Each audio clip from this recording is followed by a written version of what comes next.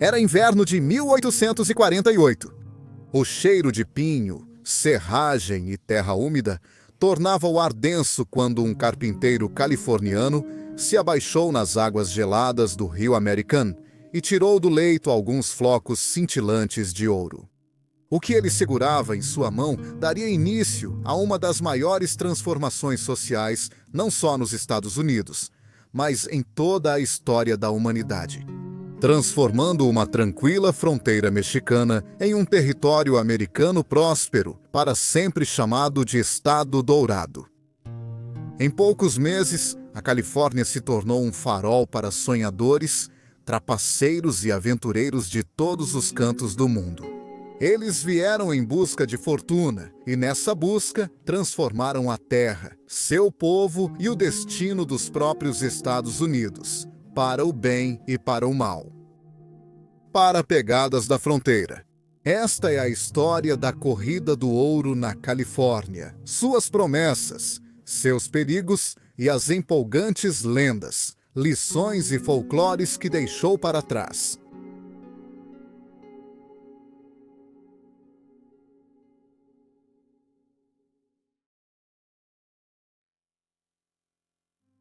O folclore do ouro da fronteira e suas vastas terras de tesouro, que a maioria dos americanos conhece, começa em 24 de janeiro de 1848. Um carpinteiro chamado James Marshall, enquanto trabalhava na serraria de John Sutter ao longo do rio American, avistou um brilho no canal de desvio. O brilho em questão: ouro! Aquele único brilho na serraria de Sutter deu início à corrida do ouro na Califórnia e enviou uma onda de humanidade rumo ao oeste. Em poucos meses, a notícia se espalhou pela imprensa, foi levada para o leste pelos jornais e confirmada em Washington pelo presidente James K. Polk. A partir desse momento, Sutter e Marshall ficaram gravados no folclore americano. A descoberta deles seria lembrada, junto com a Comstock Lode, como uma das descobertas minerais mais importantes da história americana. Mas a história raramente é tão simples assim. A serraria de Sutter não foi o primeiro lugar na Califórnia onde ouro havia sido descoberto. Havia rumores de descobertas anteriores, algumas datando da época das missões, quando se diz que trabalhadores indígenas teriam encontrado vestígios do metal e silenciosamente os entregaram aos frades. Esses padres, temendo o caos que uma corrida poderia causar, abafaram esses rumores até o silêncio. 6 anos antes da famosa descoberta de Marshall, outra jazida já havia sido encontrada, e essa também não foi por acaso. Em 1842, no que hoje é o Rancho do Vale de Santa Clarita, São Francisco tornou-se o local da primeira descoberta autenticada de ouro na Califórnia. A terra havia sido concedida 3 anos antes pelo governador Juan Batista Alvarado ao tenente Antônio de Valle, um oficial mexicano. Em 9 de março daquele ano, um fazendeiro chamado Francisco Lopes, educado em mineralogia na Universidade do México, encontrou ouro na propriedade. A lenda diz que ele estava cochilando debaixo de um velho carvalho, no Cânion de Los Encinos, e sonhou que flutuava em uma piscina de ouro. Ao acordar, ele arrancou cebolas selvagens do solo, apenas para encontrar suas raízes brilhando com o metal. Outras versões afirmam que ele estava reunindo o gado quando tropeçou nas cebolas. No entanto, aconteceu. Lopes não estava sozinho. Manuel Cota e Domingo Bermudes presenciaram a descoberta e ajudaram a coletar amostras enviadas ao comerciante de Los Angeles, Abel Stearns. De lá, o ouro foi encaminhado para a Casa da Moeda dos Estados Unidos da América, na Filadélfia, onde foi avaliado em 9.265, valendo $19 a onça. Em 4 de abril de 1842, Lopes e seus companheiros formalmente solicitaram ao governador Alvarado o direito de minerar. Essa petição coloca explicitamente a descoberta no Rancho São Francisco. Ela representa o primeiro registro oficial de ouro na Califórnia, dando início às ilusões de grandeza que se multiplicariam nos anos seguintes. O que se seguiu foi uma corrida modesta. Centenas de garimpeiros, a maioria deles de Sonora, no México, invadiram o Canyon Placerita. O nome vem de placer, termo para depósitos de ouro encontrados em areia e cascalho. Em novembro daquele ano, cerca de 200 onças já haviam sido coletadas. Em 1848, a produção já havia aumentado para mais de 1.300 libras, com parte desse ouro cunhado em escudos mexicanos. Ignácio de Valle, filho do concessionário original, tornou-se chefe do primeiro distrito de mineração da Califórnia. Ele criou regulamentos para a extração antes dos mineradores americanos organizarem seus próprios códigos na Serra Nevada. Mas depois do Tratado de Guadalupe Hidalgo, muitos dos mineradores sonorenses voltaram para casa. E a descoberta de Lopes logo caiu no esquecimento. Quando a corrida de 48 invadiu as encostas da Sierra, Sutter e Marshall se tornaram os nomes lembrados, enquanto a descoberta de Lopes foi silenciosamente relegada ao esquecimento. Ainda assim, vestígios da história permaneceram. Em outubro de 1842, o New York Observer publicou uma reportagem sobre ouro na Califórnia, perto de San Fernando, mencionando pedaços do tamanho de $1/8 e afirmando que milhares de dólares já haviam sido coletados. Em 1845, John Bidwell passou pelo Canyon Placerita durante uma breve prisão perto da missão San Fernando. Viu as operações de ouro com seus próprios olhos. Bidwell já tinha visto ouro na Califórnia uma vez antes. Mas o momento e a política da conquista enterraram esse capítulo anterior sob a história americana do Moinho de Sutter. Uma história que estava prestes a mudar o curso da história de uma nação. Novamente, para o bem ou para o mal.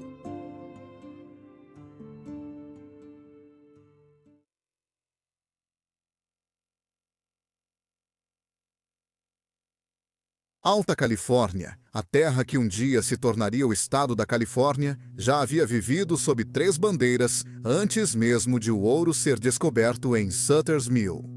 Primeiramente colonizada sob o vice-reinado da Nova Espanha, no final do século XVII, passou para as mãos mexicanas após a independência em 1821. Um quarto de século depois, a Guerra Mexicano-Americana trouxe tropas dos Estados Unidos para a região. Em 1846, a Califórnia já estava completamente dominada pelas forças americanas, com um cessar-fogo alcançado no início do ano seguinte. Quando o Tratado de Guadalupe Hidalgo foi ratificado, em maio de 1848, a Califórnia passou formalmente do México para os Estados Unidos. Porém, naquela época, a terra já havia começado a revelar seus segredos. No centro dessa história estava João Augusto Sutter, um colono germano-suíço que havia criado seu próprio feudo no Vale do Sacramento. No final dos anos 1840, Sutter controlava casas, terras, rebanhos, moinhos e uma força de trabalho de artesãos e nativos. Ele se considerava um homem do progresso, construindo uma colônia que resistiria à tendência de anarquia nas fronteiras. Mas sua visão exigia madeira para cercas, para moinhos de farinha, para a venda em São Francisco. As florestas e riachos aptos a alimentar um moinho de serrar estavam nas encostas da Sierra, cerca de 32 quilômetros a leste do forte. Embora seus planos tenham sido atrasados pela guerra, Sutter logo retomou a busca. O local escolhido era conhecido pelo povo Nishinan, local como Kaluma, que significa Vale Bonito. Aninhado ao longo do braço sul do Rio Americano, era um vale de solo vermelho e vegetação leve, cercado por colinas e bosques de carvalhos. Por séculos, aquele lugar foi um lar tranquilo para os Nishina. Mas os homens de Sutter trouxeram machados e armas, quebrando o silêncio com a construção de uma serraria. Esse lugar improvável se tornaria o palco de uma das descobertas mais importantes da história mundial. Sutter confiou a tarefa a James Wilson Marshall, um carpinteiro de 33 anos de Nova Jersey.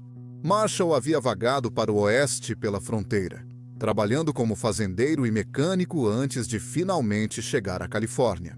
Ele já havia perdido uma propriedade durante a turbulência da Guerra Mexicano-Americana. E quando ele se reuniu a Sutter em 1845, foi como um construtor habilidoso. Marshall explorou as colinas durante toda a primavera de 1847, às vezes com Sutter ao seu lado, procurando a combinação certa de madeira, movida a água e acesso à estrada. Em maio, guiado por nativos e acompanhado por companheiros brancos, ele escolheu Kaluma como o melhor local. No fim do verão, Marshall assinou acordo de parceria com a Sutter Supplies. Ferramentas e alimentos eram transportados para as montanhas por carroças de boi. Primeiro construíram uma casa de toras dupla, depois cabanas menores perto do moinho. Na virada do ano novo, a estrutura do moinho já estava de pé e uma represa de galhos havia sido concluída. As enchentes se mostraram uma ameaça constante, e o canal de saída, que deveria levar a água para longe da serra, teve que ser detonado e cavado através do solo seco. A própria força de trabalho era um grupo misto. Alguns homens brancos, muitos deles ex-soldados do dissolvido Batalhão Mormon, junto com os trabalhadores nativos. As famílias, no entanto, também estavam presentes. Peter Wimmer, com sua esposa e filhos, supervisionava grande parte da escavação. Henry Bigler operava as brocas. Charles Bennett e William Scott trabalhavam na bancada, enquanto outros cortavam madeira ou a transportavam com serrotes. O acampamento estava animado com conversas descontraídas, sombreros mexicanos e faixas coloridas, dando vida à cena rústica da fronteira. Marshall em si era uma figura curiosa, de porte médio, traços grosseiros e olhos penetrantes. Ele era prático, mas também propenso a ideias abstratas. Um homem habilidoso, mas também de mudanças repentinas de humor. Alguns o achavam taciturno e mal-humorado, outros o consideravam visionário. Acima de tudo, ele era um trabalhador obstinado que se recusava a abandonar uma tarefa depois de começar. Foi na tarde de 24 de janeiro de 1848, enquanto inspecionava o novo canal escavado após uma chuva, que Marshall percebeu partículas amarelas brilhando no solo. Pegando um pouco em um prato de lata, ele lavou a terra e viu que os fragmentos permaneciam firmes. Eles se separaram como metal, não como areia. E o valor, que talvez chegasse a 10 centavos, era pequeno, mas inconfundível. Naquela noite, ele se virou para seus companheiros e disse calmamente: "Rapazes, acredito que encontrei uma mina de ouro." Eles riram dele. "Sem essa sorte", foi a resposta. Mas Marshall não estava enganado. Ele acabara de descobrir o achado que mudaria o curso da Califórnia, e com isso, do mundo. Ao amanhecer, em 25 de janeiro, James Marshall percorreu todo o canal de desague da serraria. A comporta já havia sido fechada durante a noite, e a água agora corria límpida. Sob a correnteza, avistou outro brilho. Abaixando-se, ele pegou um pedaço maior do que antes, valendo cerca de $0,5. Ele testou como qualquer pioneiro faria, pesando na mão, mordendo e martelando entre pedras. Cada teste confirmava o que ele já suspeitava. Antes do final da manhã, ele já havia reunido quase 3 onças de flocos de ouro. Alguns não maiores que a cabeça de um alfinete, outros chegando ao tamanho de uma ervilha. Metade ele guardou na bolsa e 2 dias depois, com as provas seguras, foi a Nova Helvetia mostrar suas descobertas a Sutter. Na tarde de 28 de janeiro, Marshall pediu uma reunião privada com o homem que detinha seu destino em suas mãos. Sutter, cauteloso mas intrigado, reuniu o que era necessário para um ensaio: tigelas de água, um pedaço de barbante de sequoia e uma folha de cobre para uma balança improvisada. Depois, ele pegou ferramentas mais precisas: a balança de boticário e um frasco de aquafortes. O teste do ácido comprovou, e uma análise adicional comparando o peso do ouro com moedas de prata e água confirmou sem sombra de dúvida. Para ter certeza, Sutter até consultou a enciclopédia americana. Lá estava, impresso. Aquele metal amarelo que Marshall havia encontrado era ouro americano genuíno. Naquela noite, Marshall cavalgou sob a chuva escura, incapaz de guardar a descoberta para si. Sutter mal conseguiu dormir. Ele sonhava em construir um império de agricultura, moinhos e comércio. Mas agora temia que o destino tivesse lançado uma maldição. O ouro atrairia os trabalhadores para longe do arado e do serrote, deixando seu projeto em ruínas. Em 29 de janeiro, Sutter cavalgou até o moinho. Ele encontrou Marshall na trilha e juntos voltaram ao local. A água foi desligada e os homens se curvaram para coletar os espécimes. O ouro apareceu ao longo do canal de desvio, em ravinas afluentes e nas margens do próprio rio. Sutter levou consigo um pedaço em forma de anel, pesando apenas 1,5 onças, prova suficiente do que havia sob o vale. Porém, ao invés de triunfo, viu desgraça. Se a notícia se espalhasse, seus homens se dispersariam, com certeza. O segredo agora era fundamental, pelo menos até que seu moinho de farinha estivesse concluído. Mas, segredo? Bem, segredo era algo frágil.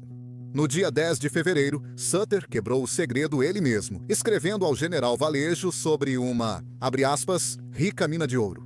Quase ao mesmo tempo, Charles Bennett foi enviado a Monterey, com instruções para garantir os direitos de terra e minerais com o coronel Richard Mason. Disseram a ele, não fale sobre ouro. Mesmo assim, Bennett carregava 6 onças de ouro em sua bolsa, e não demorou muito, a tentação venceu em Benícia. Quando a conversa mudou para carvão, Bennett mostrou suas próprias amostras brilhantes.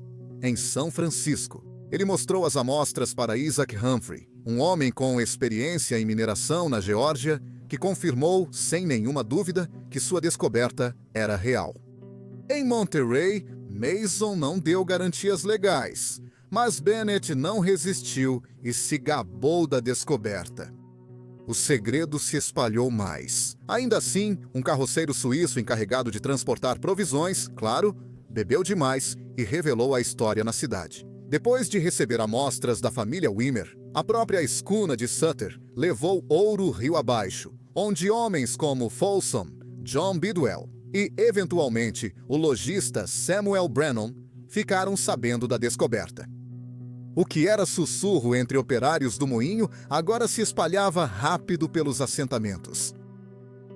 Nos primeiros meses, a comunidade da serraria tentou honrar seus contratos. Eles prometeram 6 semanas de trabalho e concluíram a serraria até março.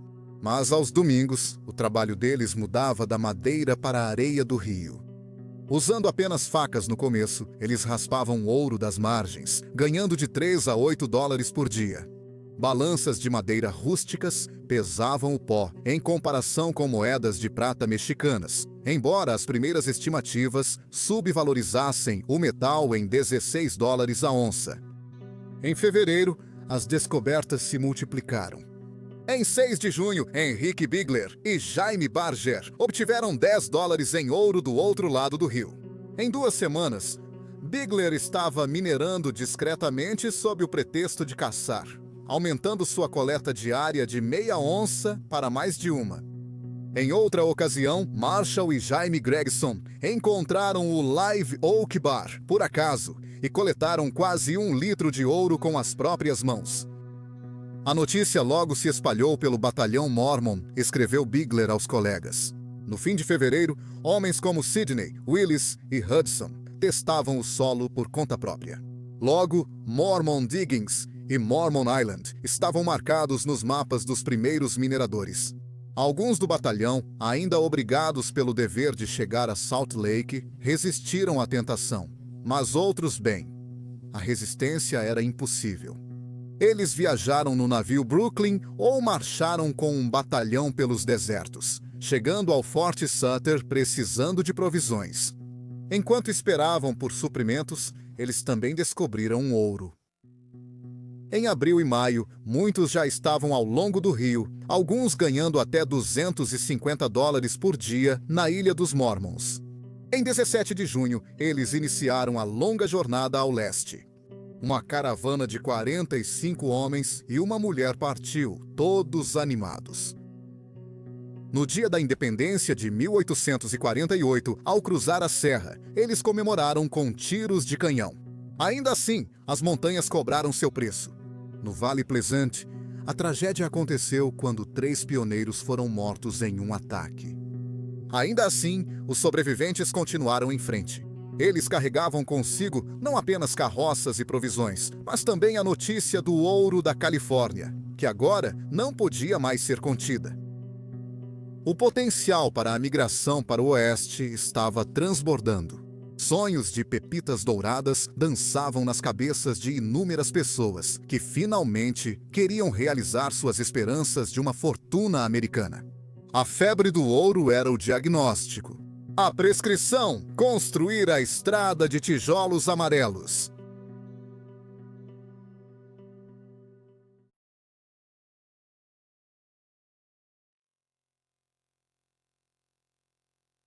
A descoberta na Serraria Sutter não se espalhou como um raio.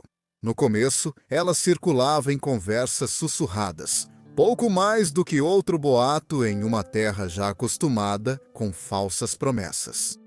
Relatos sobre ouro eram tão comuns ao redor do mundo que geralmente eram recebidos com ceticismo, e a Califórnia não era diferente.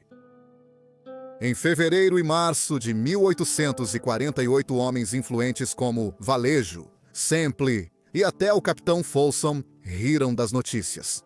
O próprio Folsom achou que os primeiros flocos eram mica. Quando lhe apresentaram quase 20 onças, ele ainda duvidou. Os jornais de São Francisco mencionaram a descoberta apenas de passagem. Em 15 de março, o jornal Californian publicou apenas um pequeno parágrafo. 3 dias depois, o California Star publicou uma nota breve, sem comentários. Poucos deram atenção a isso. Para a maioria, a agricultura ainda parecia um empreendimento mais confiável. Mas em abril, a curiosidade começou a surgir. E C. Campbell, editor do The Star, saiu em segredo para inspecionar as minas pessoalmente. Quando voltou, ele deu a entender o que tinha visto, embora tenha guardado os detalhes. Outros seguiram o mesmo padrão, negando seu destino, apenas para desaparecerem em direção ao Rio Americano. Os boatos ficavam mais fortes a cada garrafa, lata ou bolsa de couro cheia de pó brilhante que voltava para a cidade. Então veio a faísca que incendiou São Francisco. No início de maio, Samuel Branham, comerciante, ancião mórmon e homem de negócios, percorreu as ruas da cidade, balançando um frasco de pó de ouro e gritando o mais alto que podia: ouro, ouro, ouro do Rio Americano. Naquele momento, a cidade mudou da noite para o dia. No final da primavera, o êxodo já havia começado. Homens abandonaram suas lojas e casas, desfizeram parcerias e partiram para as minas. A baía estava cheia de lanchas, escunas e até jangadas amarradas com pedaços de madeira reaproveitada. Todos seguiam rio acima. As carroças sobre a terra entupiam as passagens perto de Livermore e Sausalito. Nas travessias de balsa, como a de Martinez, centenas de carroças esperavam sua vez. O conforto foi deixado de lado. Muitos foram sem cobertores ou provisões, mas nenhum homem esqueceu de levar uma pá. O preço das ferramentas disparou. Uma pá que antes custava $1, agora valia 10. Em junho, São Francisco estava esvaziada. 3/4 dos seus homens tinham partido. Os negócios fecharam, a construção parou e até o conselho e a igreja fecharam suas portas. O Californian deixou de ser impresso em 29 de maio e o Star em 14 de junho. O mercado imobiliário colapsou. A mão de obra encareceu e os cais ficaram cheios de navios abandonados. Suas tripulações desapareceram nas colinas. Um brigue peruano entrando no porto vazio encontrou a grande cidade do Pacífico reduzida a pouco mais do que silêncio. A febre se espalhou como fogo selvagem pela Califórnia, San José, Monterrey, Los Angeles e até San Diego. Todos ficaram atordoados com o desaparecimento de suas populações. Juízes, alcaldes, soldados e médicos abandonaram seus postos. Prisões ficaram sem guardas e, em alguns casos, eles também fugiram. Em Monterrey, quase 1.000 pessoas deixaram a cidade em uma única semana. O governador Mason se viu praticamente sozinho, cozinhando suas próprias refeições na casa do governo, que havia sido abandonada pelos criados. Os militares não tiveram melhor sorte. As deserções chegaram a níveis epidêmicos. No dia 25 de julho, Mason emitiu uma proclamação pedindo aos cidadãos que prendessem os desertores. Os oficiais ou desertavam abertamente ou exigiam licença. Às vezes, contratavam substitutos por altos salários, $300 por mês para um cozinheiro, e ainda recebiam seus próprios salários e rações. O Comodoro Thomas admitiu que a deserção havia saído do seu controle. A hemorragia só diminuiu quando o exército estava quase desmantelado. Havia, no entanto, algumas vozes firmes em meio à loucura. O velho Luiz Peralta, então com quase 100 anos de idade, alertou seus filhos para não correrem atrás das promessas passageiras do rio. Ele insistia que a agricultura continuaria quando as minas parassem. Alguns poucos reconheceram as maiores oportunidades no comércio de terras e no transporte marítimo, mas suas vozes eram solitárias, abafadas pelo clamor dos caçadores de fortuna. Enquanto isso, o círculo de descobertas havia se ampliado. Isaac Humphrey, o experiente minerador da Geórgia, chegou a Coloma em 7 de março. Em poucos dias, ele havia introduzido o rocker, a primeira máquina de mineração de verdade na Califórnia. Os céticos riram quando ele os convidou para participar, mas logo seu rocker estava dando retornos constantes. Na primavera, João Bidwell havia testado as areias perto de seu rancho em Chico e descobriu o que se tornou o Bar Bidwell. No Rio Fetter, o antigo associado de Pedro Lassen, Peter Burnett Reading, abriu o Clear Creek com a ajuda de seus trabalhadores nativos. Em todos os lugares, os garimpeiros subiam os afluentes do South Fork, ao longo do Feather, e por todo o Vale de Sacramento, o ouro estava esperando. Em maio, talvez 800 mineradores já estivessem trabalhando. Em junho, Thomas Larkin estimou que o número havia crescido para 2.000, metade deles estrangeiros. Em julho, o governador Mason encontrou 4.000 homens cavando quando fez sua inspeção oficial. E em outubro, esse número havia dobrado novamente. O que havia começado com o punhado de pó de Marshall, agora estava atraindo a atenção não só do país, mas do mundo inteiro. No verão de 1848, as encostas da Sierra Nevada eram um formigueiro de atividades, com acampamentos surgindo onde havia rumores de ouro ao longo do rio Feather. Potter reivindicou sua jazida e abriu o Potter Bar. Em seguida, surgiram Long Bar e Adamstown, onde Davis e seus trabalhadores indígenas extraíram mais de 270 libras em apenas 7 semanas. John Bidwell, percebendo o potencial, deixou de minerar para administrar um posto comercial. Enquanto os trabalhadores nativos cavavam de forma independente, o rio Yuba também se mostrou igualmente rico. Em julho, 5 homens descobriram depósitos que renderam uma fortuna de $75.000 em apenas 3 meses. Ao longo de seu banco, os mineradores ganhavam de $60.000 a $100 por dia, embora as ferramentas rudimentares fizessem com que grande parte da riqueza escapasse por entre seus dedos. No Rio Americano, João Sinclair supervisionava 50 mineradores nativos na confluência de seus ramos norte e sul até junho. Garimpeiros mormons logo descobriram o Bar Espanhol, um dos locais mais ricos da região, que acabou rendendo mais de $1 milhão. Outros, como o irlandês Yankee Jim, encontraram ravinas que se tornaram algumas das escavações mais famosas da Califórnia. Acampamentos como Illinois Town, Iowa Hill e Todd Valley surgiram em seguida, enquanto os próprios colonos mormons passaram a administrar tavernas, fundando estabelecimentos como a Casa Mormon e a Casa Franklin. O que começou como escavações secas, logo recebeu um nome mais permanente, Auburn, ao sul de Coloma. Homens testaram a terra ao longo do Riacho Weber. Charles Weber organizou ele mesmo uma companhia formal de mineração ali, mas em setembro ele a dissolveu para construir a cidade que levaria seu nome, Stockton.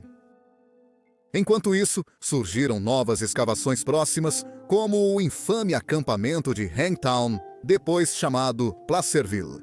Descoberta pelo grupo de William Taylor, suas riquezas eram lendárias. Os homens coletavam entre 3 onças e 5 libras por dia. Naquele verão, 300 mineradores chamavam esse lugar de lar, se gabando de serem, abre aspas, os homens mais felizes do universo. O Vale de São Joaquim e as Minas do Sul não ficaram muito atrás. José Jesus, que já foi um alcalde em São José, fez parceria com Weber para treinar um grupo de 25 indígenas na mineração de ouro. Seus primeiros esforços em Weber Creek logo se expandiram para o rio Stanislas, onde as descobertas eram ainda mais grosseiras e ricas. Logo, novos acampamentos começaram a surgir pela paisagem. Em um acampamento específico chamado Wood Creek, um trio de homens conseguiu extrair entre 200 e 300 dólares por dia, usando apenas facas e picaretas.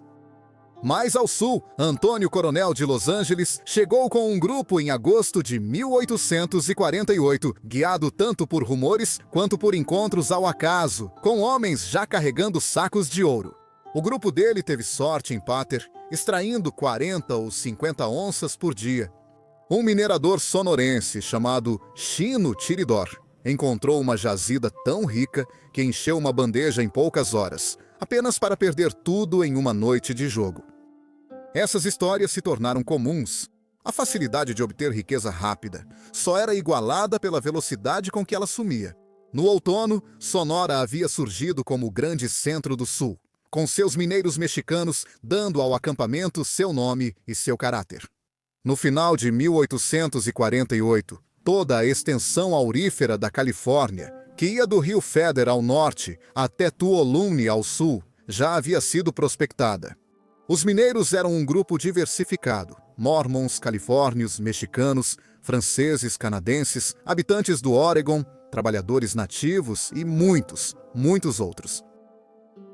Após 1848, os campos de ouro da Califórnia se expandiram rapidamente, das escavações do sul às margens ricas dos rios do norte.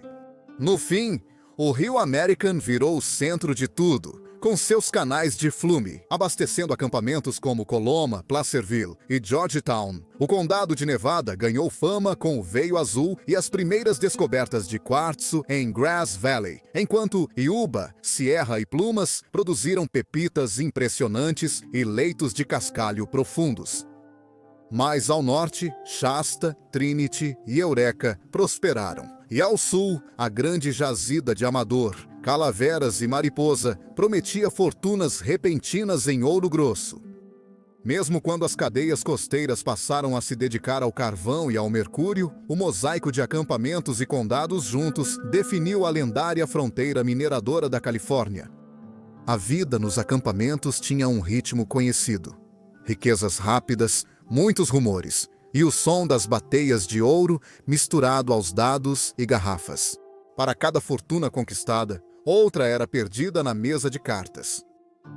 Os mineiros de 1848 eram, em muitos aspectos, diferentes da 49. Esses primeiros homens eram frequentemente californianos locais, colonos com suas famílias e seus criados nativos. O crime era raro, e quando ocorria, logo se resolvia. Ladrões de cavalos e assaltantes de ouro eram enforcados, mas as punições eram mais duras para os latinos, cujas reivindicações eram geralmente tomadas por mineiros anglo-saxões. Ainda assim, por um breve momento, a honestidade e o companheirismo pareciam marcar os acampamentos. Claro, isso não duraria. O trabalho em si era exaustivo. Homens ficavam com água até os joelhos em rios gelados sob sol forte, usando apenas facas, peneiras e balancins de madeira simples. A terra fértil era levada até os riachos, ou a água trazida de volta pelas mesmas trilhas. Mesmo assim, a grande quantidade de ouro fazia até métodos simples renderem muito.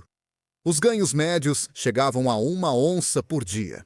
de 16 a 20 dólares na época, o equivalente a mais de $1.000 por uma temporada de trabalho. Alguns recebiam de 100 a 700 dólares por dia nos pontos mais ricos. Ao todo, até o final do ano, 10 milhões de dólares em ouro foram retirados da terra da Califórnia por apenas 8 a 10 mil homens. O ouro em si estava subvalorizado naqueles primeiros meses. Comerciantes enganavam mineiros, pagando só 4 a 10 dólares por onça de ouro, que valia 16 dólares ou mais.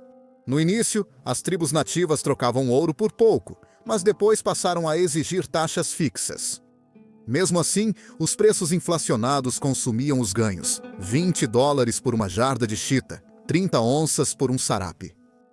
Cavalos que custavam centenas eram montados uma vez e depois descartados. Parecia que o ouro nunca iria acabar.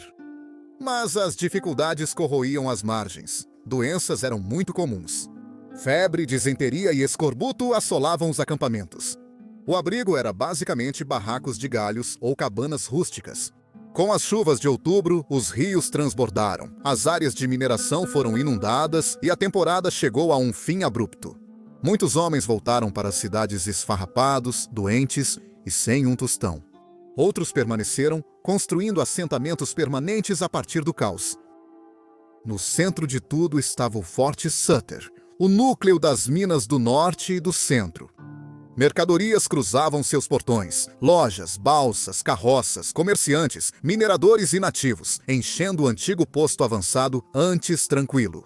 Comerciantes em São Francisco enriqueceram quase da noite para o dia, alguns alegando vendas de 30 mil dólares em poucas semanas.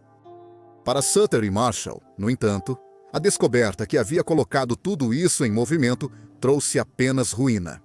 Marshall se envolveu com o espiritismo, dizendo ter visões e ouvir fantasmas. Ele ficou paranoico, mal-humorado e indesejado, sua vida afundando na pobreza até sua morte obscura em Coloma. Décadas depois, Sutter não se saiu muito melhor. Apesar de suas grandes terras, rebanhos e comércio, ele desperdiçou todas as oportunidades. Os moinhos pararam quando os trabalhadores foram para as minas, e suas tentativas de mineração e comércio falharam. Recolhido à fazenda de Falcões, viveu o resto da vida amargurado, incapaz de competir com o mundo barulhento e ganancioso dos Yankees ao redor. Depois, a Califórnia deu reconhecimento simbólico aos dois homens. Pensões e retratos pendurados na capital estadual, mas muitos alegaram que eles mereciam pouco mais do que isso. Marshall havia tropeçado no ouro por acidente e desperdiçado a chance que isso lhe deu. Sutter havia desperdiçado todas as vantagens por fraqueza. Comparados com outros homens que procuraram e encontraram ouro deliberadamente, os descobridores da Califórnia foram mais vítimas do destino do que seus mestres. No entanto, o destino ainda mudaria a vida de muitos, muitos, muitos outros homens que viriam em seguida.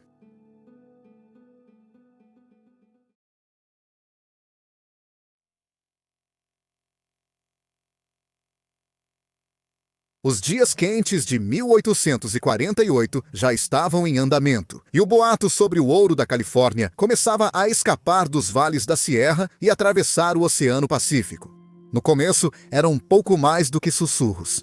As notícias eram levadas para o leste por ex-integrantes do Batalhão Mormon ou por comerciantes de São Francisco, que viam nisso uma oportunidade de incentivar a migração e o comércio. Mensageiros foram enviados já em abril, levando cópias do California Star que insinuavam riquezas esperando nos leitos dos rios. Das Ilhas Havaí, a notícia se espalhou para o norte até Oregon, através da Companhia da Baía de Hudson, e depois até a Colômbia Britânica. Em agosto, a febre já tinha levado metade da força de trabalho do Oregon para o sul. Em Sonora, no México, a reação foi nada menos que histeria. Uma mania além de qualquer descrição, como relatou um dos relatos. Milhares de pessoas faziam as malas e seguiam para o norte em busca da promessa de ouro. A confirmação oficial chegou mais lentamente. Em 1º de junho, Thomas O'Larkin enviou o primeiro despacho para o leste. Só em setembro, o tenente Edward Beale levou o relatório de Mason através do México. Em 20 de setembro, o The Baltimore Sun publicou a história. E em dezembro, 5 de dezembro, o presidente Polk ele mesmo ficou diante do Congresso, segurando o pó de ouro da Califórnia em sua mão. Aquele momento confirmou o boato. Jornais de todos os Estados Unidos publicaram o relato de Mason, e logo ele se espalhou pelo mundo. O momento não poderia ter sido mais perfeito para a febre se espalhar. A América estava cheia de soldados dispensados da guerra mexicano-americana, homens inquietos e à deriva. A imigração para os Estados Unidos já estava crescendo, e o dinheiro permanecia parado no leste. Bancos. De repente, o assunto de todas as tavernas, igrejas e teatros era ouro. Canções foram compostas, sermões pregados e peças encenadas sobre o Tema. Ministros, fazendeiros, comerciantes falidos e trabalhadoras do sexo, todos voltaram seus olhos para o oeste. A histeria afetou mais os principais portos marítimos dos Estados Unidos da América. Padeiros trabalhavam sem parar para fornecer biscoitos duros aos navios. Fabricantes de armas, oficinas de ferramentas e ferreiros produziam picaretas, peneiras e revólveres aos milhares. Inventores prometiam máquinas milagrosas para extrair ouro dos rios, dragas, sinos de mergulho e manivelas que frequentemente quebravam antes de funcionar. Nas ruas das cidades, companhias de emigrantes formavam grupos de 10 ou 100 pessoas, juntando seu dinheiro para fretar navios, equipar moinhos ou construir casas pré-fabricadas que pretendiam remontar na Califórnia. A maioria dessas associações desmoronaria ao se deparar com a dura realidade da jornada. Mas o entusiasmo era real. No fim de 1848, os primeiros navios já partiam. Em novembro e dezembro, 61 embarcações partiram dos portos da costa leste com destino à Califórnia. Na primavera, esse número havia aumentado para 250, com até 45 navios chegando a São Francisco em um único dia. Baleeiras e cascos de navios mercantes antigos foram adaptados para levar passageiros, frequentemente de maneira perigosa. Panamá e Nicarágua gemiam sob o peso dos emigrantes abandonados, vítimas de falsas promessas e corrupção. Centenas morreram de malária, cólera, sede e fome.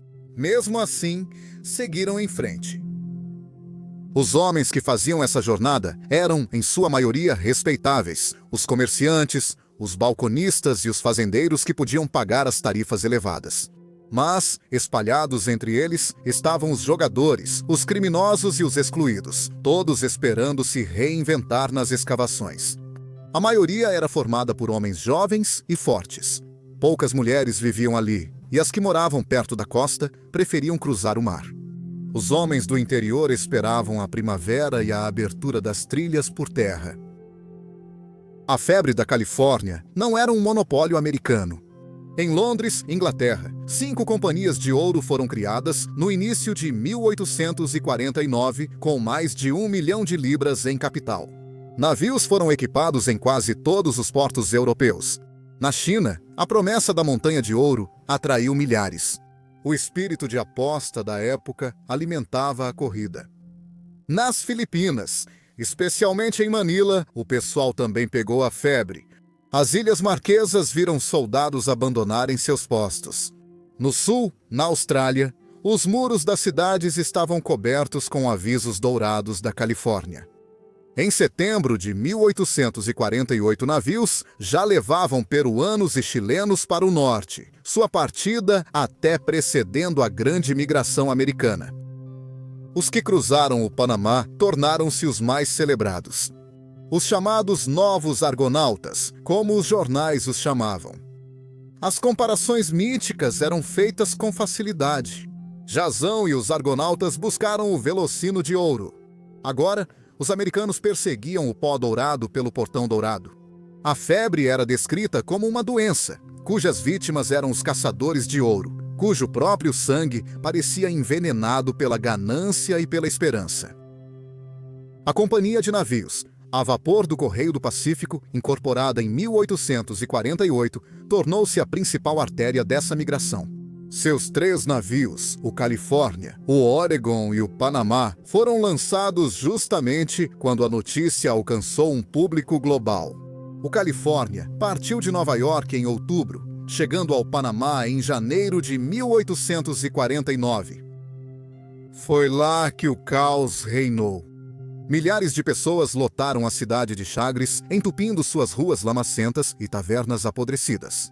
A única maneira de atravessar era de canoa pelo rio Chagres, depois de mula por uma antiga trilha de pedra até a cidade do Panamá. A doença devastou novamente os emigrantes. Os animais eram escassos e muitos abandonaram seus pertences ao longo da estrada. Quando o navio Califórnia finalmente chegou ao Panamá, foi cercado por mais de 1.500 passageiros, embora só pudesse transportar uma fração desse número. Mesmo assim, mais de 400 pessoas lotaram o navio como terceira classe, pagando até $1.000. As cenas se repetiram com a chegada dos navios Oregon e Panamá nos meses seguintes. Alguns emigrantes, abandonados por promessas não cumpridas, tentaram viagens desesperadas de canoa pela costa do Pacífico. Nem preciso dizer, muitos morreram. Mas, quando o navio Califórnia finalmente entrou na Baía de São Francisco, em 28 de fevereiro de 1849, a cena foi de júbilo. Canhões navais trovejaram em saudação. Navios no porto hastearam bandeirolas e multidões aplaudiram como se estivessem presenciando o início de uma nova era. Essa viagem, assim como as do Oregon e do Panamá, rapidamente se tornaram lenda. Seus passageiros foram lembrados como pioneiros, celebrados com reuniões anuais por décadas futuras.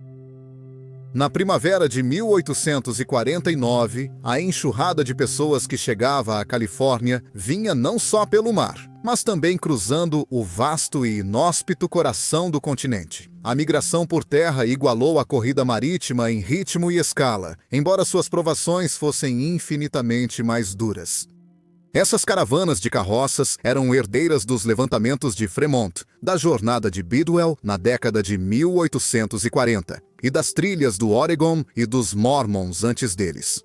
Os mesmos sulcos abertos por caçadores e emigrantes agora gemiam sob as rodas dos buscadores de ouro. Uma organização adequada era essencial. Ninguém, por mais determinado, conseguiria enfrentar a selva sozinho.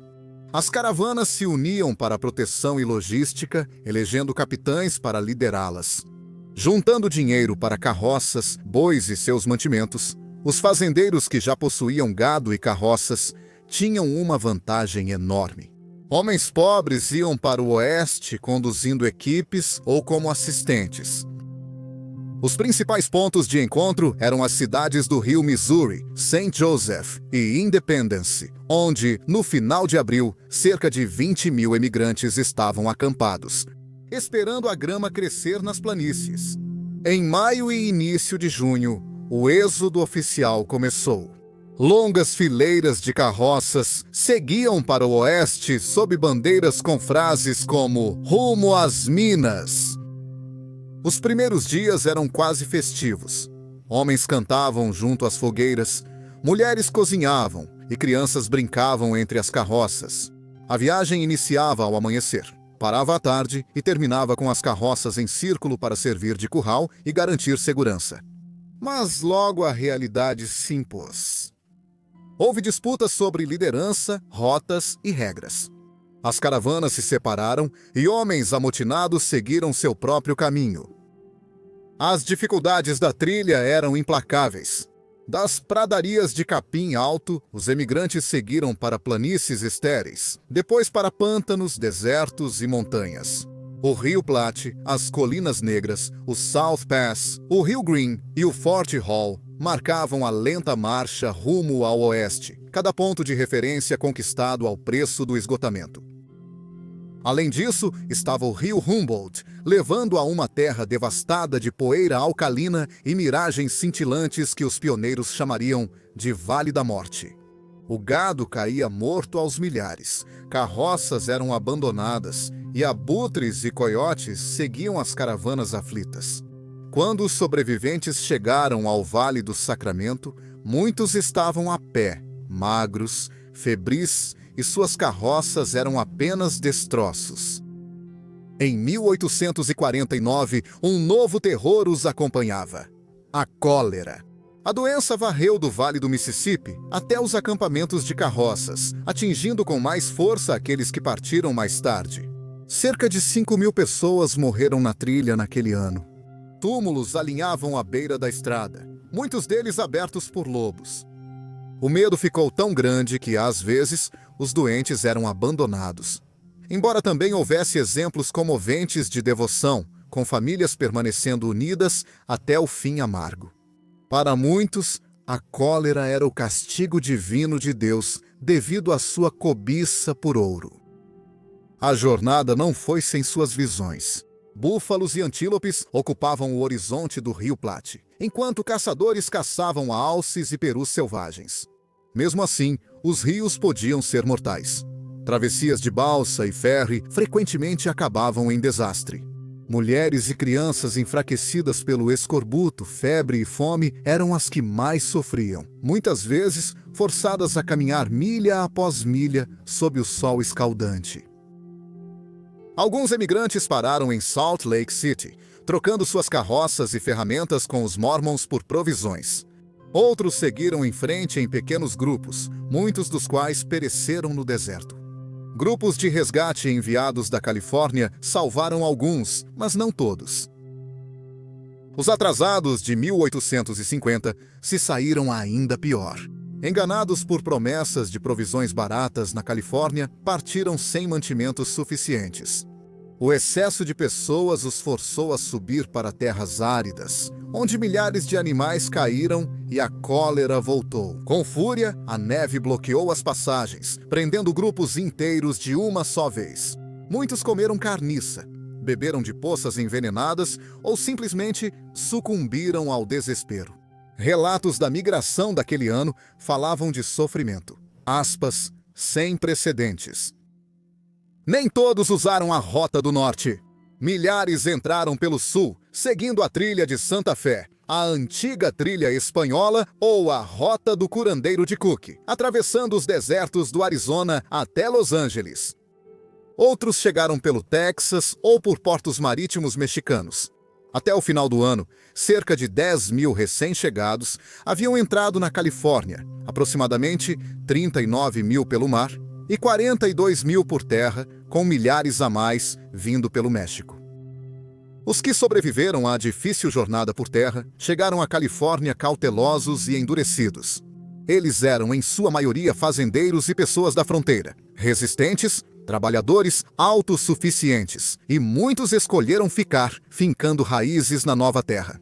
Por outro lado, os homens que vieram pelo mar incluíam mais aventureiros transitórios, aqueles jogadores e espíritos inquietos que vagavam de acampamento em acampamento.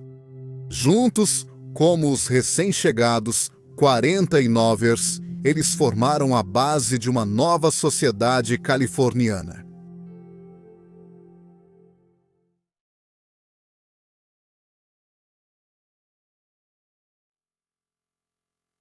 A vida para as pessoas que vieram para a Califórnia em 1849 era diferente de tudo o que a maioria delas já tinha conhecido antes. A corrida do ouro criou comunidades que eram predominantemente masculinas, inquietas e transitórias. Em 1850, menos de 8% da população da Califórnia eram mulheres e nas áreas de mineração, cerca de 2%. Os acampamentos eram dominados por homens jovens, quase sem nenhum idoso por perto. E a mistura de línguas, costumes e nacionalidades era tão diversa que muitos comparavam a uma confusão babilônica de idiomas. Os americanos, especialmente os Yankees, formavam a espinha dorsal da sociedade mineradora, trazendo consigo energia, adaptabilidade e influência política. Mas, ao lado deles, estavam trabalhadores imigrantes britânicos e alemães, artesãos franceses, mexicanos e chilenos, viajantes chineses, ilhéus do Pacífico e até homens do Império Otomano, da África e da Índia. Embora todos tenham vindo buscar ouro, nem todos foram bem recebidos. O ciúme dos brancos prejudicou mineiros mexicanos e sul-americanos, mais experientes e que obtinham mais recompensas. As comunidades latinas permaneciam isoladas, em parte pelos maus tratos. E embora os chineses só tenham chegado em grande número no início da década de 1850, eles também se tornariam alvos de hostilidade violenta. Os próprios mineiros tinham uma aparência rude, mas inconfundível.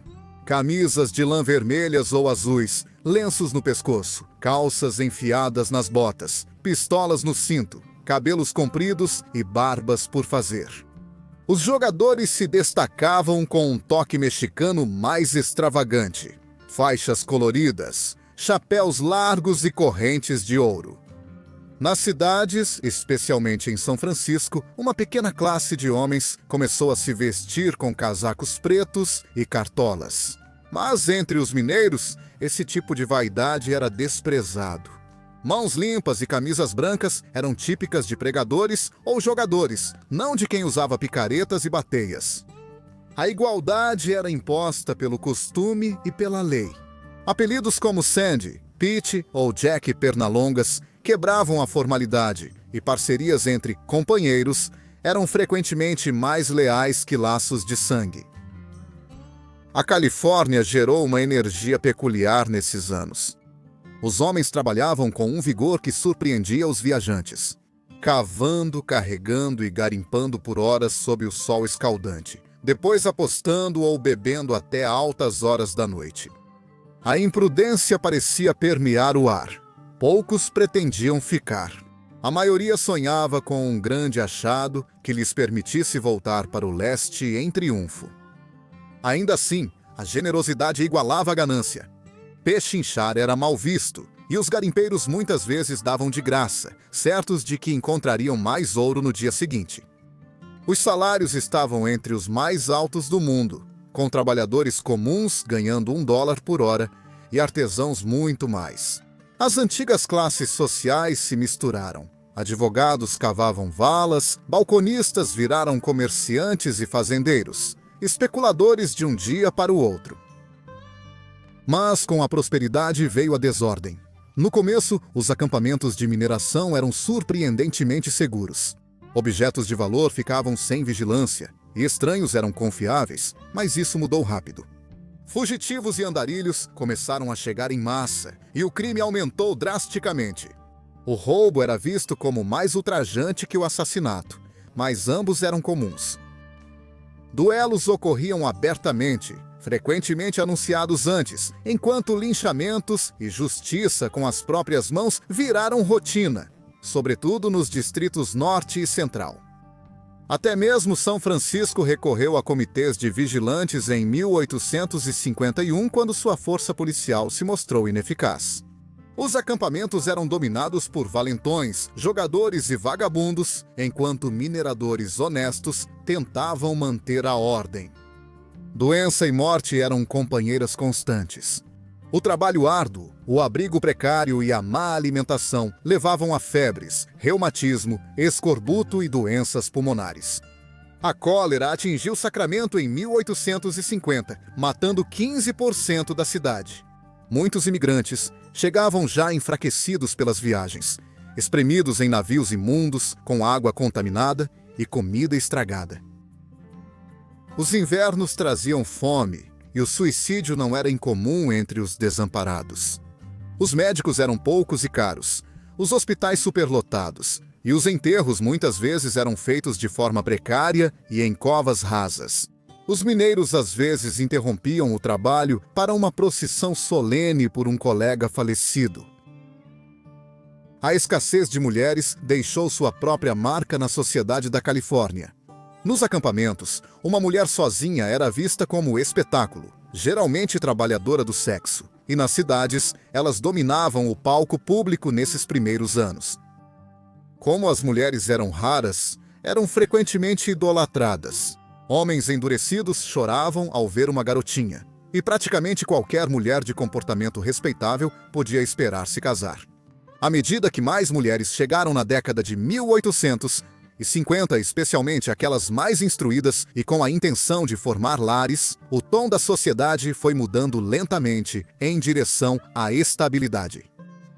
E enquanto isso, os homens se viravam do seu próprio jeito. Sem empregados, muitos aprenderam a cozinhar e cuidar da casa sozinhos, ou recorreram a imigrantes irlandeses, franceses, italianos e depois chineses. A moradia muitas vezes não passava de barracos, tendas ou hotéis caindo aos pedaços, infestados de pulgas e ratos. Privacidade era rara e lavar roupa custava uma fortuna. Para muitos, o salão era o único conforto, um refúgio animado e acolhedor, diferente da tristeza de um alojamento coletivo. A bebida era constante, não por acessos de embriaguez, mas pelo fluxo contínuo de copos erguidos com os outros. Naquela época, beber sozinho era mal visto. Os donos de salão, por sua vez, tornaram-se figuras muito influentes, guardiões da comunidade, árbitros em disputas e, muitas vezes, os únicos homens de prestígio em assentamentos onde a lei e a ordem ficavam atrás da busca pela fortuna. Se havia um passatempo que definia a vida nas minas da Califórnia, era o jogo. As próprias minas eram uma aposta. E esse espírito se espalhava por todos os salões e vilarejos nas encostas da Sierra.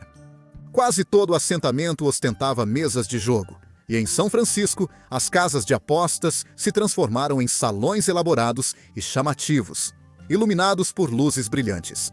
Faro, monte, roleta, blackjack e dados eram os jogos preferidos, com apostas chegando a até $45 mil em uma única rodada de cartas.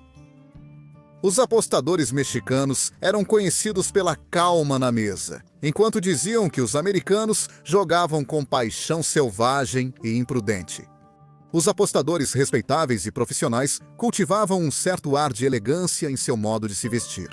Mas, no começo da década de 1850, a maré começou a mudar.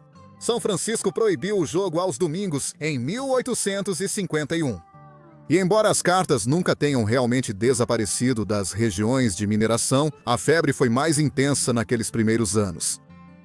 Outros passatempos preenchiam o calendário da fronteira.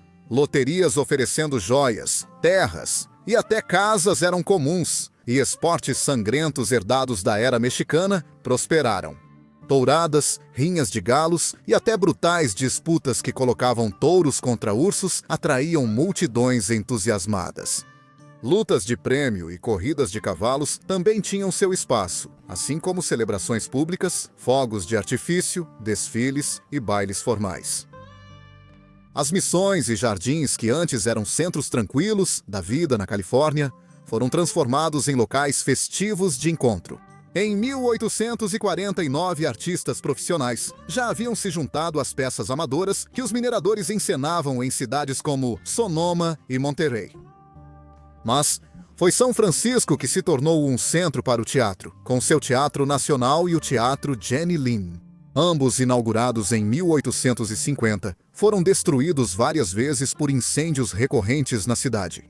O teatro era visto como entretenimento mais respeitável que jogos ou bebida, e as vocalistas femininas atraíam plateias adoradoras. A religião, por outro lado, lutava para manter seu espaço.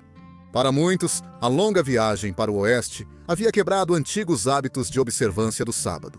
O domingo nos acampamentos não era reservado para a igreja, mas sim para lavar roupas, remendar, assar pão, escrever cartas, reunir-se nos salões e mercados. O clero estava presente nas cidades maiores, mas seu público era pequeno se comparado às multidões que lotavam os salões de jogos ou ouviam uma banda de metais em um feriado. A maioria dos mineiros deixava a religião para o dia em que voltassem para casa. Os garimpeiros formavam a vanguarda inquieta da população mineradora, carregando apenas o equipamento mais básico: pão, sal, uma bateia, picareta e pá, cobertor e rifle. Eles se lançavam nos leitos secos dos rios, colinas de cascalho e ravinas escondidas em busca de barras de ouro intocadas. Muitas descobertas aconteciam por acaso, mas os segredos nunca duravam muito. Um único sussurro em volta da fogueira era suficiente para iniciar uma corrida. Novos acampamentos surgiam da noite para o dia, primeiro com cabanas de galhos e tendas, depois com comboios de mulas trazendo suprimentos, saluns e hotéis. Com menos oportunidades fáceis, os métodos de mineração ficaram mais ambiciosos. Poços e túneis eram abertos nas encostas, leitos de rios eram desviados, e canais e valas serpenteavam por quilômetros pela paisagem. O próprio acampamento de mineração girava em torno de sua rua principal, uma fileira de saluns, casas de jogo e armazéns gerais. A violência era rara, apesar do medo esperado. O álcool causava problemas, mas homens armados evitavam que disputas fugissem do controle. Os domingos traziam mineiros de quilômetros ao redor, não para o culto, mas para aqueles mercados, jogos de cartas e uma bebida forte e destilada. Lojistas, como donos de salão nos primeiros acampamentos, tinham poder real nessas comunidades, muitas vezes mais que os jogadores, por controlarem produtos essenciais aos mineiros. Os acampamentos também estavam cheios de personagens reconhecíveis: o valentão fanfarrão, o dandy exageradamente vestido, o irlandês turbulento, o holandês jovial, o marinheiro supersticioso. Hispanos descontraídos e povos nativos foram marginalizados. Até mesmo pregadores e diáconos apareciam de vez em quando, condenando os vícios, enquanto às vezes sucumbiam a eles também. Com o inverno, os mineiros trocaram as tendas por cabanas mais resistentes de toras ou tábuas. Essas casas tinham pisos rústicos de barro, telhados de casca de árvore e portas de madeira bruta. Dentro, camas de lona e travesseiros de palha ficavam junto a mesas improvisadas, prateleiras com livros preciosos, espelhos rachados e lareiras rústicas. As refeições eram simples, mas reforçadas: sal, carne de porco, feijão, costeletas, café, panquecas e pão grosseiro. E novamente, os domingos muitas vezes se tornavam o dia para cozinhar, consertar as coisas e descansar. As noites eram passadas ao redor do fogo, trocando histórias e cantando músicas, ou simplesmente caindo em devaneios. Para os jovens que formavam a maioria dos garimpeiros de 49, as dificuldades eram superadas pela liberdade e aventura do estilo de vida. Fortunas eram ganhas e perdidas na mesma estação, e muitos que um dia colocaram pequenas fortunas no bolso, ainda assim, terminaram suas vidas na pobreza. Outros conseguiram direcionar sua energia e engenhosidade para empreendimentos mais permanentes, formando empresas para cavar túneis, construir valas ou abrir minas de quartzo. Porém, a corrida do ouro na Califórnia nunca foi um progresso contínuo. Foi uma série de explosões, empolgações e falsos alarmes que fez os homens se espalharem pela fronteira em busca de fortuna. Veja, o espírito dos garimpeiros era inquieto, e apenas rumores já eram suficientes para desencadear migrações inteiras. Mineiros deixaram áreas lucrativas para perseguir relatos exagerados de descobertas mais ricas em outros lugares, tornando a Califórnia uma terra de constantes corridas. A febre do Rio Kern, de 1855, atraiu 5.000 pessoas esperançosas, mas a maioria se decepcionou. Freneses semelhantes aconteceram nas escavações do Rio Walker, no Lago Truckee, e na chamada Montanha de Prata, de 1850, que na verdade abriu caminho para os grandes campos de prata de Nevada. A farsa do Lago do Ouro levou homens ao Rio Fesser, enquanto a lenda da mina de Cabana Perdida enviou expedições inúteis às regiões de McLeod e Alto Sacramento. Dizia-se que Black Rock escondia um vulcão de prata, mas não oferecia nada além de ouro de obsidiana. Bluff, perto da Baía de Trinidade, prometia riquezas trazidas pela maré na praia, mas também terminou em fracasso. Essas euforias se espalharam pelo mapa, chegando aos rios Rogue e Umpqua, no Oregon, a Baixa Califórnia e Sonora, e até atravessaram os mares, chegando à Austrália e à América do Sul. Em 1858, a corrida do ouro no Rio Fraser, na Colômbia Britânica, levou 20.000 garimpeiros para o norte, mostrando como os buscadores de ouro da Califórnia podiam se deslocar rapidamente em busca do próximo horizonte. Na ausência de supervisão do governo, os próprios garimpeiros criaram um código único de leis e costumes para governar esse novo e caótico mundo. Inspirados parcialmente no sistema espanhol, os americanos defenderam que a terra era livre e só a descoberta garantia direito de posse. Os distritos de mineração realizavam reuniões públicas onde os homens estabeleciam regras, elegiam registradores e demarcavam suas reivindicações com estacas ou valas. O tamanho de uma reivindicação podia variar de acordo com a riqueza do solo, mas os descobridores geralmente tinham direito à sua primeira escolha, muitas vezes o dobro do tamanho concedido aos outros. Os direitos dependiam do trabalho contínuo, e as disputas eram resolvidas por comitês ou durante as reuniões dos mineradores. Esses sistemas rudimentares de democracia nas fronteiras foram tão eficazes que se expandiram além da Califórnia, influenciando acampamentos de mineração em Nevada, Montana e Colorado. Nos anos seguintes, o governo dos Estados Unidos, surpreendentemente, adotou uma postura de não intervenção. Ao contrário da Espanha, que havia taxado e regulamentado cada grama do minério colonial, Washington se recusou a impor royalties ou arrendamentos. Propostas iniciais para taxar ou arrendar as minas foram recebidas com protestos ferozes dos acampamentos, e o Congresso acabou aceitando o sistema de mineração livre que os garimpeiros de 49 já haviam estabelecido. Se o governo recuou, os próprios mineradores foram muito menos tolerantes com os estrangeiros. Mexicanos, chilenos e, mais tarde, os chineses eram alvo de ressentimento, não apenas por preconceito, mas porque muitas vezes eram mais habilidosos e bem-sucedidos na extração de ouro. A violência e as expulsões viraram rotina, e em 1850 a Assembleia Legislativa impôs um imposto mensal de $20 a mineradores estrangeiros. Foi usado principalmente contra mexicanos e chineses, expulsando milhares das minas para a pobreza ou o banditismo. Sonora, Califórnia, o centro do assentamento mexicano nas Minas do Sul, tornou-se um ponto crítico de prisões, expulsões e violência. Após protestos, o imposto foi revogado em 1851, mas restabelecido no ano seguinte com taxa menor e mais duradoura.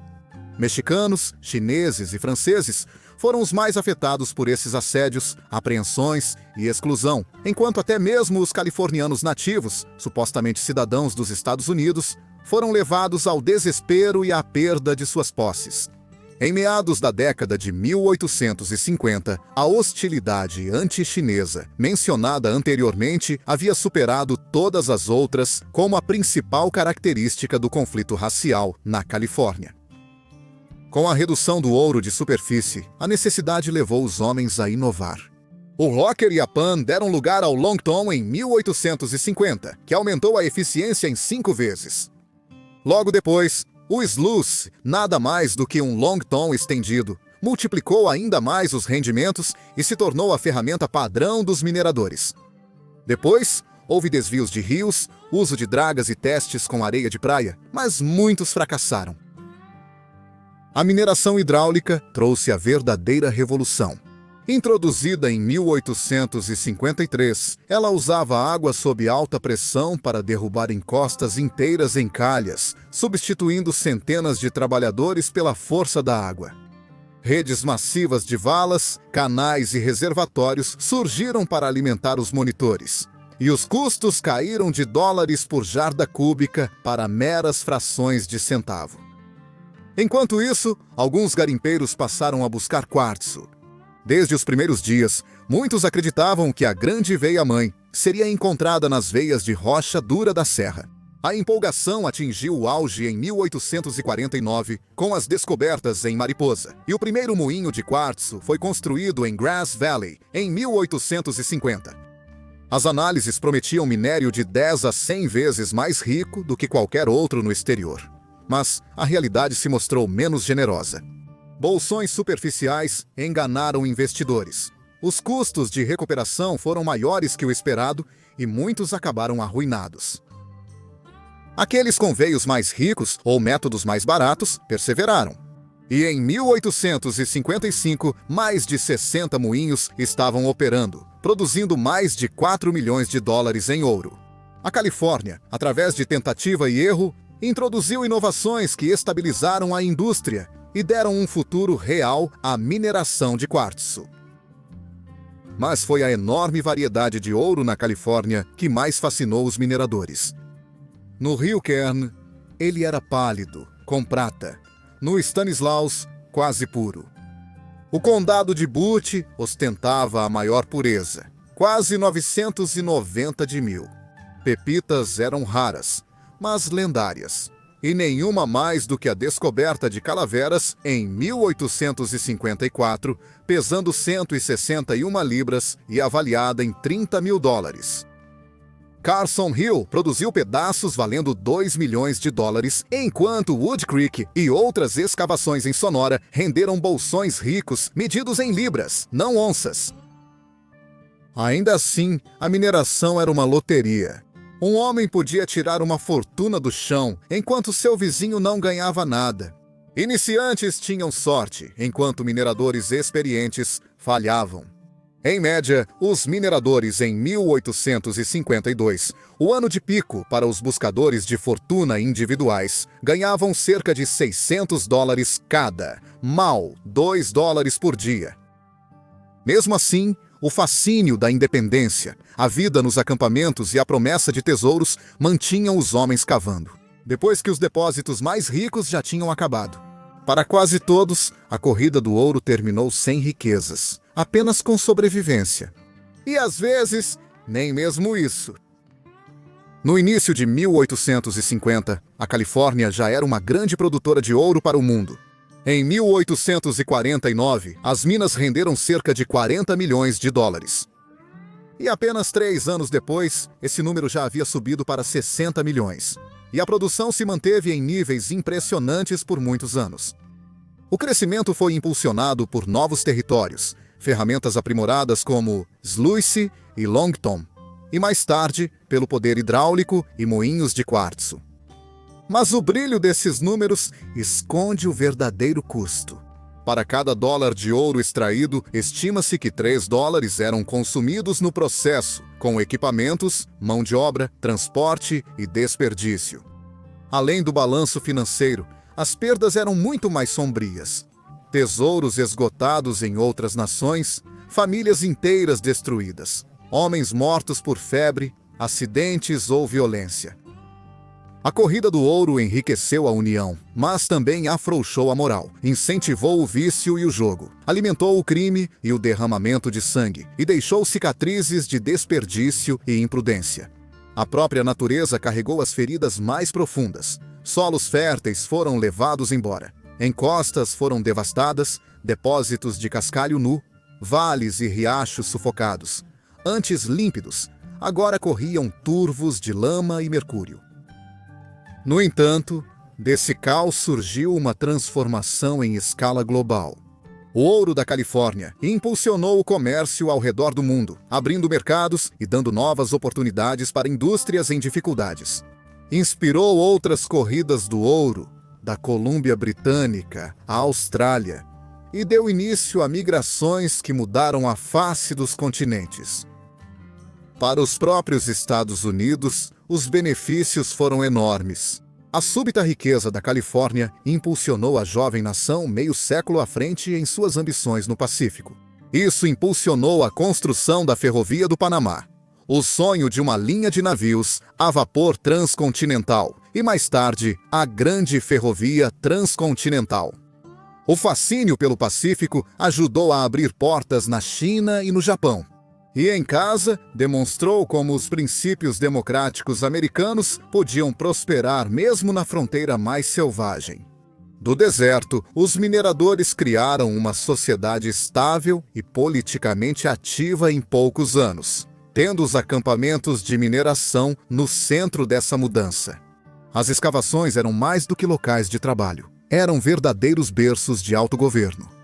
Aqui, os princípios de terra livre, direitos iguais e reconhecimento da descoberta foram moldados em costumes.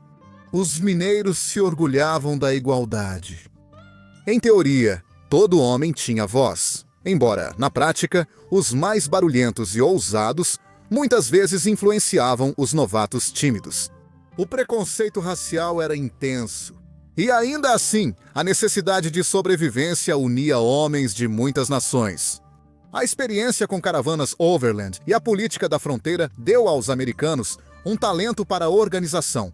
Nas parcerias, as parcerias se tornaram o elo da vida cotidiana. A governança dos acampamentos nasceu da urgência.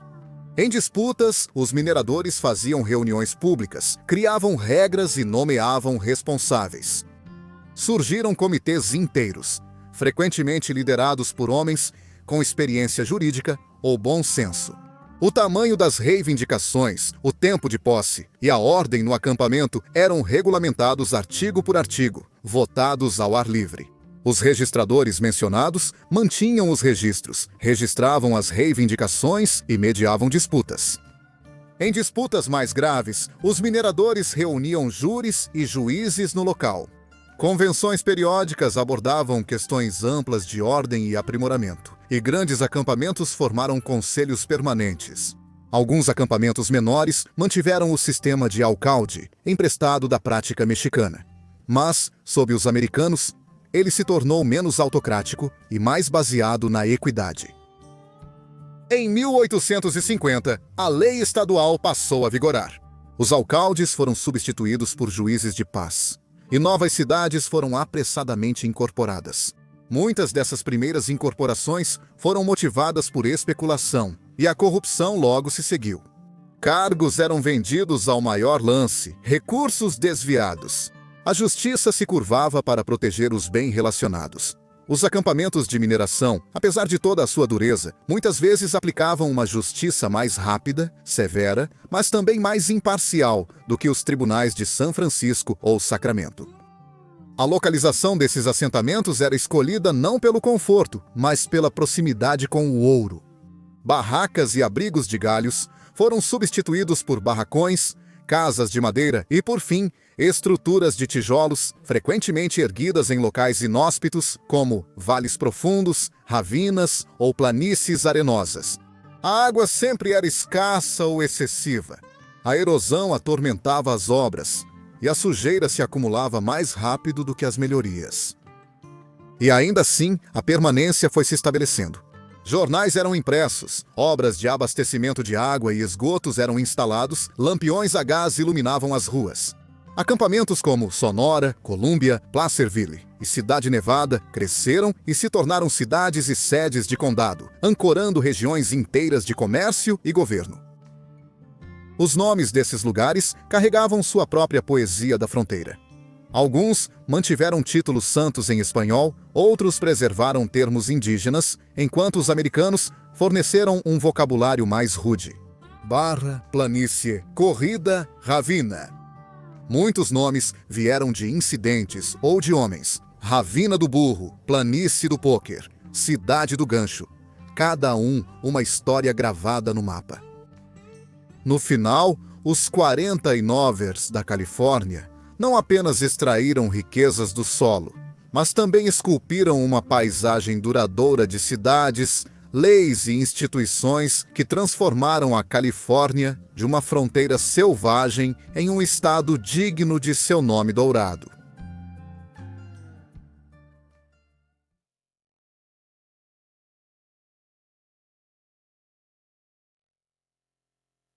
O declínio dos acampamentos de mineração da Califórnia veio tão rápido quanto sua ascensão.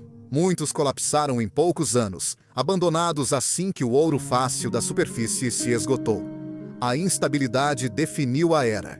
Fortunas feitas da noite para o dia podiam desaparecer tão rápido quanto, seja por especulação desenfreada, jogos de azar imprudentes ou simplesmente pelo esgotamento do filão. Incêndios eram comuns, muitas vezes destruindo cidades inteiras em poucas horas, e populações inteiras abandonavam tudo ao menor boato de uma descoberta mais rica em outro lugar. Ainda assim, nem todos os acampamentos desapareceram no pó. Alguns sobreviveram transformando-se em centros de mineração hidráulica e de quartzo. Outros se tornaram vilarejos agrícolas ou cidades comerciais, mais organizadas e permanentes, onde igrejas substituíram os saluns e famílias se estabeleceram onde antes os mineiros apostavam seus ganhos. A agricultura frequentemente iniciava no jardim humilde. Hortas dos mineiros, irrigadas pelos canais antes feitos para levar água aos lavadores. Esses mesmos sistemas de irrigação, inicialmente construídos para lavar as encostas, com o tempo sustentariam vinhedos, pomares e fazendas. À medida que a fronteira da mineração recuava, as regiões ganhavam nova vida. Os condados de Eldorado e Placer ficaram conhecidos por seus vinhedos. Alpine ficou conhecida por seus pastos e a outrora cintilante faixa de ouro deu lugar a campos aráveis. No sul, San Diego e Los Angeles viram suas perspectivas mudarem da mineração de quartzo para a agricultura, com laranjas e irrigação prometendo recompensas mais estáveis do que a garimpagem nos riachos. Santa Bárbara, afetada pela seca, trocou a pecuária pela agricultura. A migração também seguiu esses padrões. Primeiro, de volta aos vales costeiros na década de 1850. Depois, para os rios do interior, onde agricultura e mineração se sobrepunham. E, por fim, para o sul, em direção aos portos, áreas de madeira e zonas de pesca. A transformação talvez fosse mais visível nos pueblos da Califórnia, no sul. Disputas sobre títulos de terra retardaram o crescimento no início, mas ondas de recém-chegados trouxeram energia e capital. Ranchos foram divididos, obras de irrigação se espalharam e pueblos tranquilos viraram cidades movimentadas. O legado era claro. Dos destroços da corrida, os grandes centros urbanos e agrícolas da Califórnia criaram raízes. Indústrias modernas conquistaram espaço próprio. Eureka e Guerneville na madeira, Valejo na farinha, Soquel no curtume, Nortonville e Nova Almaden no carvão e mercúrio. Martinez no enlatamento de peixe, Alvarado no açúcar de beterraba, Boca na cerveja e New Hall no petróleo. Educação e instituições marcaram outro ramo do assentamento. Berkeley, Benícia e Santa Clara como cidades universitárias. Até o lazer tinha seu lugar, com Santa Cruz, Santa Bárbara, Santa Mônica, San Diego, Calistoga e Auburn surgindo como destinos de resort. Na era das ferrovias, o destino das cidades era determinado menos pelo brilho de uma bateia de ouro do que pelo ferro dos trilhos. As comunidades que foram deixadas de lado pelos trilhos definharam, como San Juan Bautista e vários assentamentos do Vale de San Joaquim. Outras foram revitalizadas por novas conexões. Calistoga, Oroville, Saltalita. Novas cidades como Edesto, Merced, Bakersfield e Hollister surgiram e cresceram rapidamente ao longo dessas ferrovias, tornando-se sedes de condado. A especulação, porém, nunca perdeu seu domínio sobre a imaginação californiana. A febre que impulsionou os empreendimentos de mineração se espalhou para os esquemas de terras durante a primeira corrida. E novamente, na década de 1860, promotores desenharam as chamadas cidades de papel, tomando terras, dividindo-as em lotes e vendendo com promessas mirabolantes. Compradores em potencial eram atraídos com visões brilhantes de prosperidade futura, enquanto rifles e truques judiciais eram realmente usados para garantir as reivindicações. Poucos desses empreendimentos corresponderam às suas promessas. Grandes projetos como Nova York do Pacífico, junto com Vernon e Cidade Klamath, nunca passaram de vilarejos, e seus sonhos ficaram irrealizados. Ainda assim, a agricultura ofereceu um caminho mais confiável. Assentamentos espanhóis como San José, Los Angeles e Sonoma lançaram as bases. Mas as colônias cooperativas americanas logo remodelaram a terra. San Bernardino foi fundada por colonos mormons, e Anaheim se tornou um assentamento hortícola modelo. Ao redor de Fresno e por todos os condados do sul, grupos de colônias de vinhos e pomares floresceram. Assim, a economia da Califórnia passou da mineração e especulação para a prosperidade estável da agricultura e viticultura. Uma transformação que mudou o Estado Dourado muito tempo após o ouro acabar. A Califórnia nunca foi uma terra que ficou parada no tempo. Desde o momento em que a descoberta de Marshall incendiou o mundo, o Estado Dourado se tornou um lugar de reinvenção constante. A corrida do ouro foi sucedida pela agricultura, que cedeu espaço às ferrovias, substituídas depois por colônias cooperativas. Cada transformação trouxe surpresas. Cidades surgiram e desapareceram com uma velocidade impressionante, indústrias brilharam intensamente e sumiram. E o ritmo do crescimento podia ser súbito e severo, como os veredictos dos comitês de vigilância, ou constante e majestoso, como o surgimento de um vinhedo em antigos campos de mineração. A corrida do ouro transformou a Califórnia de uma província distante no centro da imaginação mundial. Antes de 1848, havia cerca de 15 mil europeus e californianos na região. Em poucos anos, centenas de milhares de pessoas chegaram, transformando a demografia do território quase da noite para o dia. Instituições cívicas vieram em seguida. Os colonos fundaram cidades, realizaram uma convenção constitucional, redigiram constituições estaduais e organizaram eleições.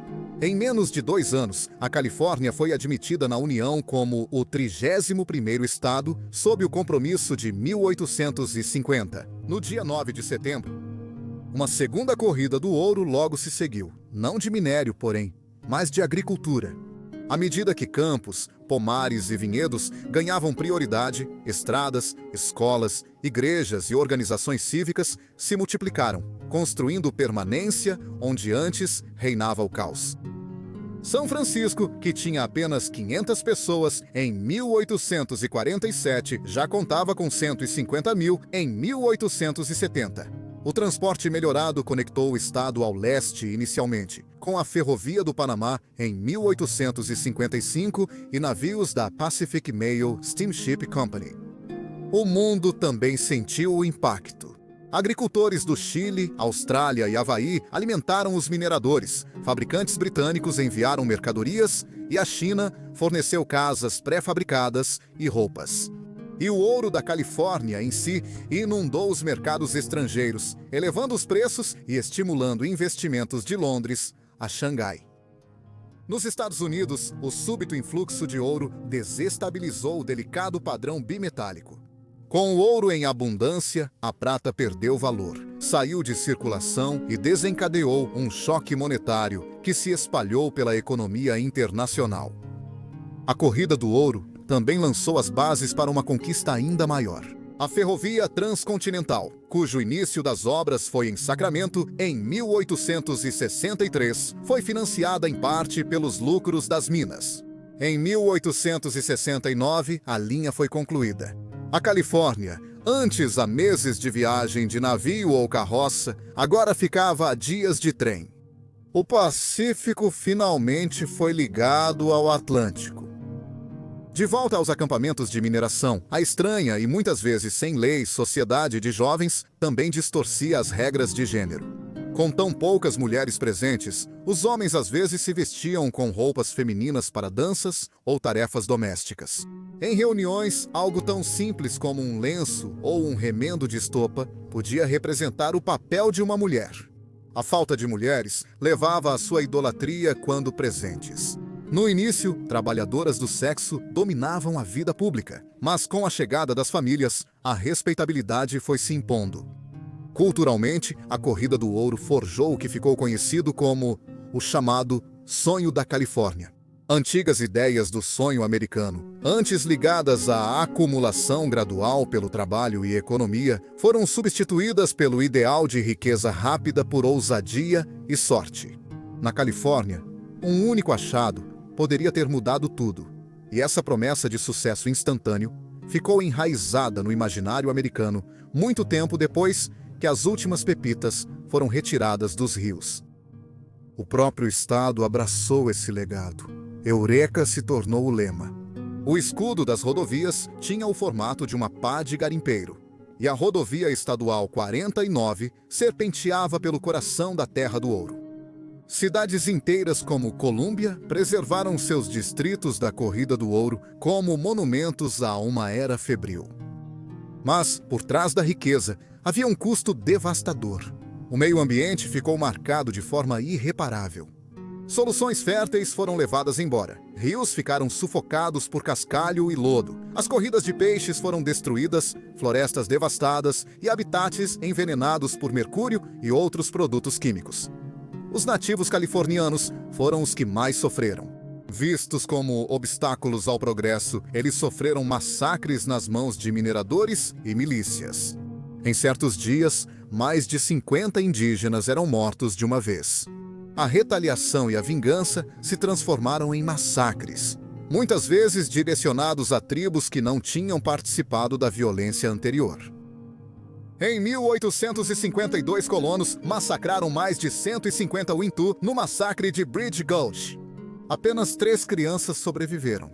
O historiador Benjamin Medley estima que, entre 1846 e 1873, entre 9.400 e 16.000 indígenas da Califórnia foram mortos em mais de 370 massacres distintos.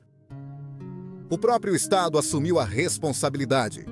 A Califórnia se recusou a ratificar 18 tratados negociados com líderes tribais em 1851, negando efetivamente aos nativos qualquer direito reconhecido à terra.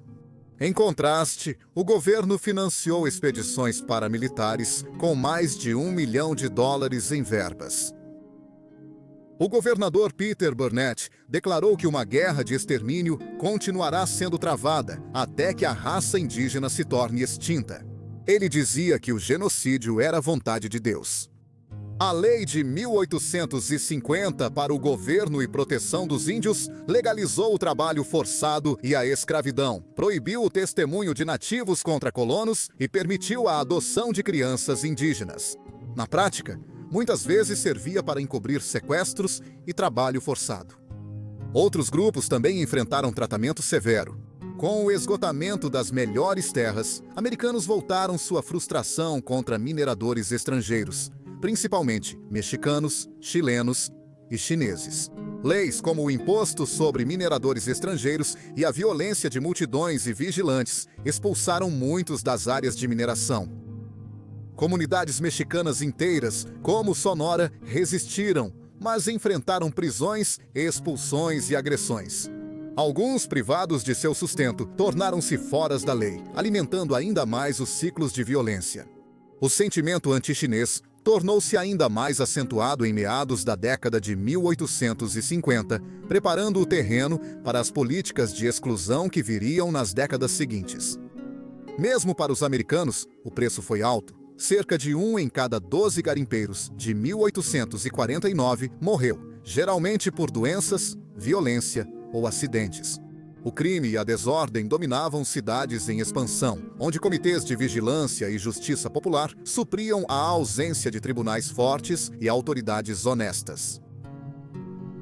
Quando o ouro fácil acabou, a Califórnia já havia sido transformada. Seus rios estavam marcados, suas colinas remodeladas e seus povos nativos dizimados. Ainda assim, do caos das escavações surgiram fazendas, cidades, ferrovias e a base do Estado moderno. A corrida do ouro definiu a identidade da Califórnia. A promessa de que ousadia e um pouco de sorte poderiam mudar uma vida da noite para o dia e, com isso, ajudar a redefinir o sonho americano. Os ecos daquela febre ainda permanecem hoje no Vale do Silício, nas startups, nos filmes de Hollywood e na crença duradoura de que, na Califórnia, na Califórnia, tudo e qualquer coisa é possível. A febre do ouro já acabou há muito tempo, mas seu legado ainda corre fundo nas veias do Estado Dourado. No final, a flex em Sutter Mill e a migração que se seguiu deixaram a Califórnia transformada, com sua riqueza e promessa inegáveis, mas com suas cicatrizes e pecados igualmente vívidos. Talvez não exista um episódio histórico ou uma lenda mais apropriada para revelar a verdadeira experiência americana do que a lendária corrida do ouro na Califórnia.